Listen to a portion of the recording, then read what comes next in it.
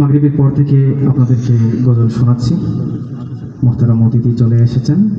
আমাকে বলা হয়েছে আমার শ্রদ্ধেয় বন্ধুবর যে ওয়াজ করে গেলেন একটু আগে, কত সুন্দর, রায়হান সাহেব গাজীপুরে, অত্যন্ত প্রিয় মানুষ আমার। হুজুরের মাধ্যমে আমি এখানে এসেছি, খুব কাছের, আমার মাদ্রাসায় উনি যান।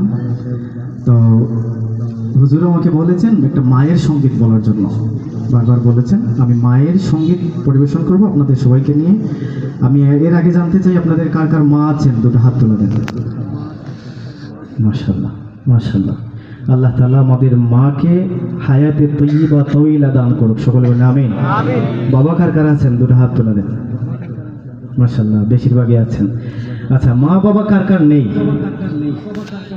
নেই, খুব কম সংখ্যক। যাই হোক, আমরা মা বাবাকে দূরে রেখে গাজীপুরে থাকি, কে কে হাত তোলা দেন?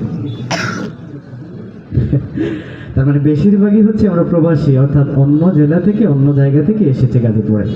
আমরা মা বাবাকে মিস করি না, স্মরণ করি না? অনেক বেশি মনে হয় মায়ের কথা, বাবার কথা।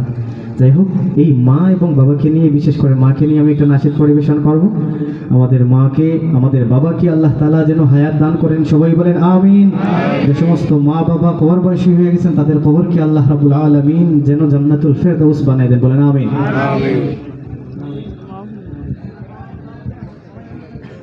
মাঝি 10 মাস 10 দিন গর্ভে ধরিয়া করেছে আমাদের ঋণী,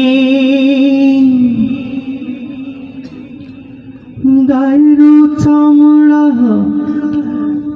কাটিয়া দিলেও সেই ঋণ শোধ হবে না জানি। মা, সেই ঋণ শোধ হবে না জানি। কথা ঠিক কিনা? আমাদের শরীরের চামড়া কেটে যদি মায়ের জন্য জুতাও বানায় দেয়, তারপরেও মায়ের ঋণ শোধ হবে না। আমরা আমাদের মার জন্য সবসময় দোয়া করবো ইনশাল্লাহ। মাঝি 10 মাস 10 দিন গর্ভে ধরিয়া করেছে আমাদের ঋণী, গায়ের চামড়া কাটিয়া দিলেও সেই ঋণ শোধ হবে না জানি। মা, সেই ঋণ শোধ হবে না জানি।